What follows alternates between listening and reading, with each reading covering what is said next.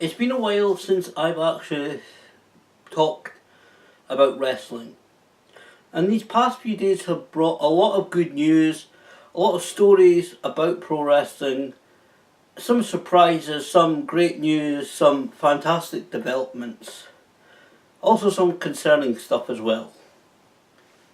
I suppose I should start with the news that happened last night that AJ Styles defeated Jinder Mahal to become, for the second time in his career, the WWE Champion. This means, and it's already confirmed by WWE, that AJ Styles will face Brock Lesnar at Survivor Series. I really hope that this is starting to build up, hopefully at the Royal Rumble, and hopefully a rematch at WrestleMania, with AJ Styles versus Shinsuke Nakamura. If those two guys are given just a clean slate to wrestle, to put together a match that they want, how they want, they could have another classic match. It could be a really tremendous WrestleMania worthy match. I really do hope that's the way it's going. I don't think Jinder Mahal will completely drop out of the WWE Championship picture, but I really hope that's the road that WWE are starting to build upon. WWE were of course in the UK this week, and as part of the UK tour they made a couple of media appearances. One of the appearances that was made was including Pete Dunne and the COO of WWE, Triple H. They both appeared at the ICW event in Cardiff, Wales, which is just down the road, not too far from where WWE were doing their show that night. It proves a point, I think, that any wrestling fans, whether they want to, any company that wants to kind of put themselves put themselves across as some, like, I don't know, youth driven or rebellious company or some cool company, it's proof that if somebody like Triple H appears at one of the shows, the fans will go mental. Regardless of, like, the old ECW, and they used to say WWE sucked or WCW sucked. But when one of those guys appeared at a show, they went mental. Same thing happened at ICW. Triple H, and many people have seen the video, of course, encouraged fans to support local independent wrestling, which is a great thing, something that many people have been campaigning about for many years. Also this week, the start of this week, there was the traditional UK WWE tryouts. Some of those who were recognisable to Scottish wrestling fans were the likes of Mark Coffey, Jackie Polo, Michael Chase, and Sami Zayn. This is where people got their knickers in a twist. And I mean, really. I retweeted a link to the article, which is actually surprising that WWE nowadays, because even a few years ago when the likes of Paige auditioned or tried out for WWE, no press was allowed, no reporting of any names was allowed, but these days WWE even themselves reports on who were taking part in the tryouts. But I retweeted the link to the article, and not only did some people get their knickers in a twist, saying that Sami Zayn was trained at the Source Wrestling School, but I also saw a post that I wasn't supposed to see, probably, most likely, and I think probably, yeah, I'm right on that. Somebody laughing or lolling about the fact that when I retweeted that link, I put that she was SWE trained, meaning Scottish Wrestling Entertainment trained. The local promotion I always talk about here on YouTube, the promotion that I attend on a regular basis. And apparently they said that, oh, look who's trying to claim her. Really?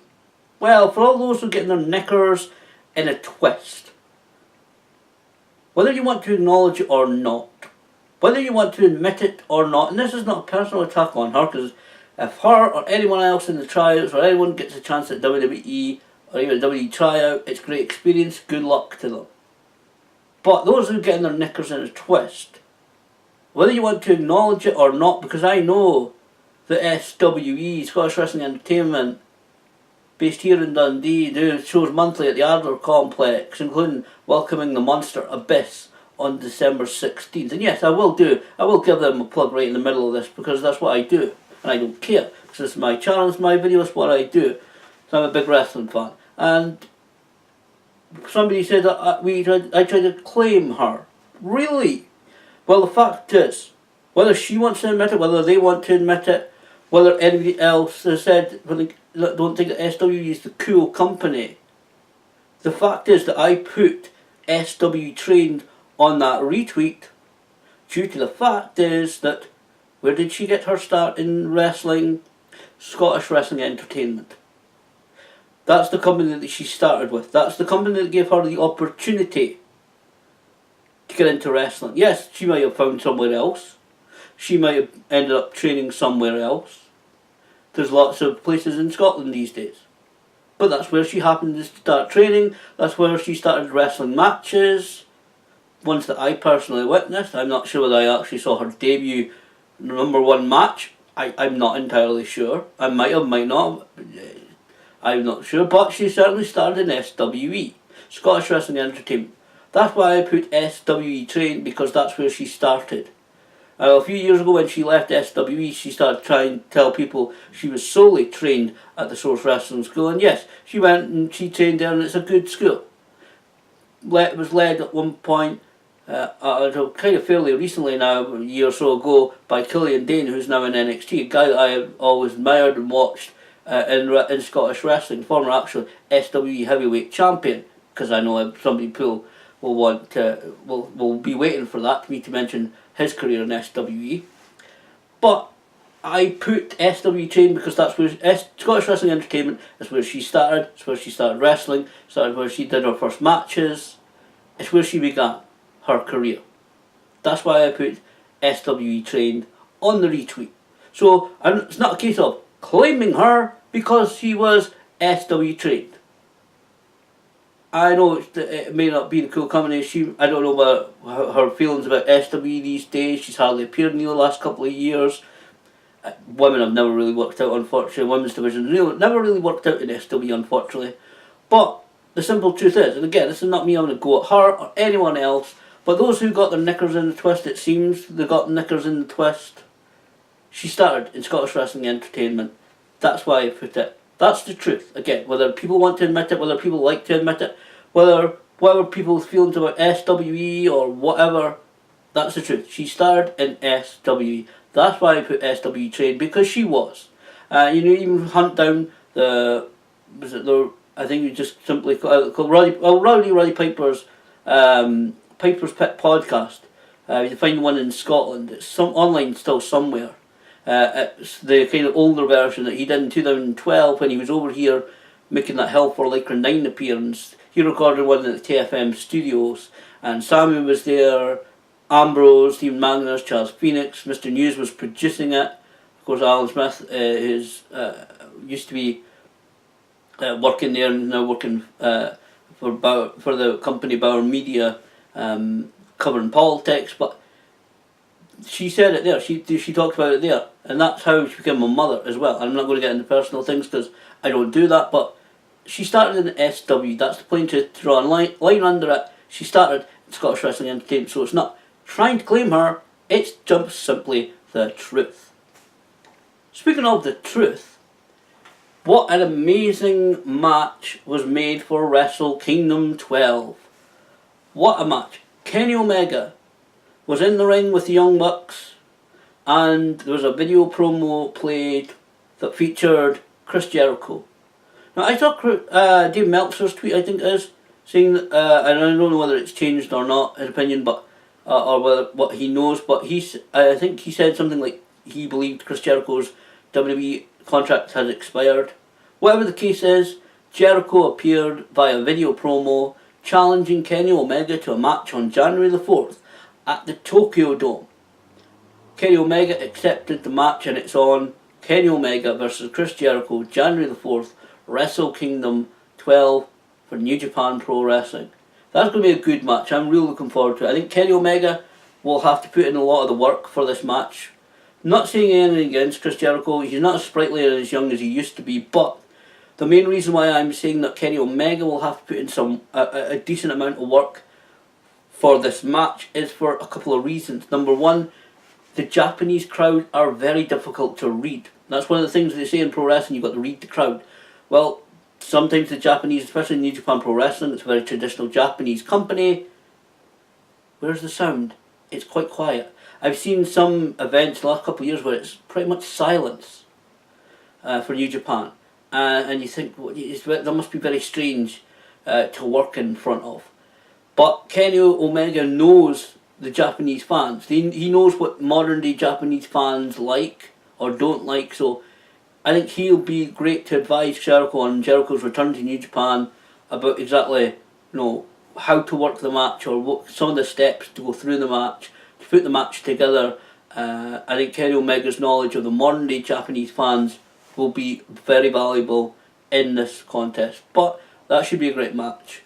Also announced for Wrestle Kingdom 12 is Cody Rhodes defending the Ring of Honor World Championship against Kota Ibushi, who we saw in the Cruiserweight Classic. He's been doing Tiger Mask W gimmick recently. I don't know whether he's keeping up with doing that gimmick. It was to promote the new anime Tiger Mask W series. I'm really a fan of anime, and I'm not. It's still very strange to see a talented guy like Kota Ibushi suddenly under a mask. There was a couple of decent, at least one decent match, I think it was last year at Wrestle Kingdom, where he took on, I can't remember who played it now, but the kind of arch villain of Tiger Mask W. But that should be a good match as well. Kota Ibushi versus Cody Rhodes for the Ring of Honor World Championship. The last couple of Wrestle Kingdoms have been really good, and yeah, I kind of watch them when you're not supposed to, the ways you're not supposed to, kind of, but I think Wrestle Kingdom should be another solid show for New Japan. It's always, of course, the very first major show of the year happening on January the 4th. It's New Japan Pro Wrestling, for those who don't know, it's New Japan Pro Wrestling's version of WrestleMania. It's their biggest event of the year, but it should be a good, solid card. I think New Japan have got some great talent, they've got some great attention to them, and I really hope that match between Kenny Omega and Chris Jericho is for Kenny Omega's IWGP United States Championship. Can you imagine that belt being on the line for that match? I don't think it's been made official about whether the championship is on the line or not. I'll have to check into that, but that would be amazing if that championship was on the line, because I don't think anybody could say, well, the championship is on the line, Kenny Omega is automatically going to win, or Chris Jericho is automatically going to win. That might be a good device to cast some doubt or some cloud into what the outcome could be for that match. But Wrestle Kingdom 12 is shaping up to be a good event. The other thing that I was going to talk about is Impact Wrestling. I know, again, some people getting to get their knickers in a twist if you kind of, if people think some people think you are having a go at Impact Wrestling, some people get sensitive or get their knickers in a twist, but the way I want to talk about Impact Wrestling is a little bit of concerns about it. Now, they just had the Bound for Glory event, an event I haven't had the opportunity to sit down and watch yet on catch up, and I will do hopefully within the next few days. But a lot of this talk is not about their biggest event of the year, which has just happened. It's been about the move to Canada. Recently we've seen several departures of wrestlers, including Rockstar Spud and Bram. Also the departures of at least 3 referees, including both Hebners, after allegedly being told that the company will be using local referees and some local indie workers on the Bound for Glory and television tapings that they're doing this week. Now they're taping about 10 weeks of television this week or so. We actually can go along if you answer a casting agency call and make about $50 Canadian, per show, which sounds very strange, and that's one of the things. Another thing that concerns me, that they're putting casting calls out for audience members. So a little bit concerning when a wrestling company has to do that kind of thing. And I know Impact have done that before. But it's the move to Canada that's a little bit concerning for me, because there are some great talents in Impact Wrestling. Now, one of the advantages Impact Wrestling has is the tape in advance. So when you're talking about United States based staff, and I'm sure some of them will lose their job, unfortunately it happens when a company is kind of changing the structure, especially if it's taken over by what's now a parent company in Anthem Sports. They're consolidating offices, so I do feel whether we'll know about it publicly or not. Some administrative people will lose their jobs, but I think one of the advantages that Impact Wrestling has is that you have American wrestlers go to Canada for a few days, a week or so, maybe once a month, or maybe once every 2 months, depending on what the current television taping schedules are. So that's one advantage that they have, that the wrestlers don't need to uproot their lives and go up to Canada, which again, I think some administrative staff, if they're not willing to move to Canada, if that's what Anthem Sports say to them, which is allegedly what's happening, then I think some people will have to quit or lose their job, made redundant maybe. One of the advantages is, like I said, the wrestlers can go up to Canada, stay for a few days to do the tapings, then come back and obviously hopefully be still allowed to do independent dates, or be paid enough to not do independent dates, which is another concern, because it's cost of that travel that is one of the things that's concerning me, because Impact Wrestling, they will, what the financial situation is going to be the thing, especially for bringing in stars, for getting visas and work visas and whatever, like that. It's the financial side of travel that is going to be, I think, something to keep an eye on, because Impact Wrestling are either going to have to pay for quite a bit of members, quite a bit of their members of staff or wrestlers travel, and have to eat those costs, or are they going to pay the stars and staff wages enough to cover their own travel? Because you know what it's. I'm sure many people know what it's like when, if you're offered a job quite decently far away, you have to look into it. You have to be careful about it, because either you're going to get an allowance to pay for your travel from the company, or you're going to have to pay for the travel yourself. And if you're going to have to pay for your travel yourself, are the wages of what you're being paid enough to cover your travel, so that basically you end up working for your travel, and obviously you've got bills and payments to make. You've got to eat, you've got to have electricity, you've got to have a roof over your head, rent, mortgage, whatever it is. Will you be earning enough money to cover your travel and your bills? Is it going to be worth it to take that job, or to continue at that job? And I am questioning that for some of the staff, for some of the wrestlers. I don't know what the situation is going to be. I'm hoping that Anthem Sports, who's a company that supposedly has got a lot of money, will be able to rejig things enough that that's possible. They can pay either an allowance to pay for the travel for people, or pay them enough on top of added to their wages to cover people's travel costs. We'll see how that. I think that is going to be one of the telling things about Impact's move to Canada. Relating to that, another telling thing to Impact's future is the Canadian law. Now, some people may have watched those border security programs, and Canada's laws are very much pro direct involvement and employment of Canadians if a company is doing business within its borders.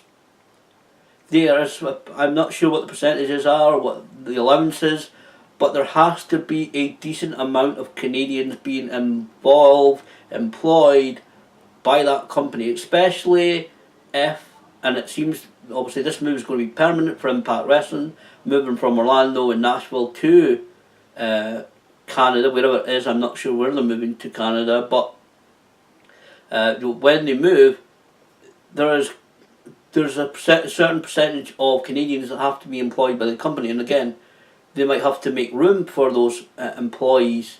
However they're going to do it, whether they're going to do it backstage staff or whether they're going to employ local wrestlers, which seems to be the case. That's been rumoured.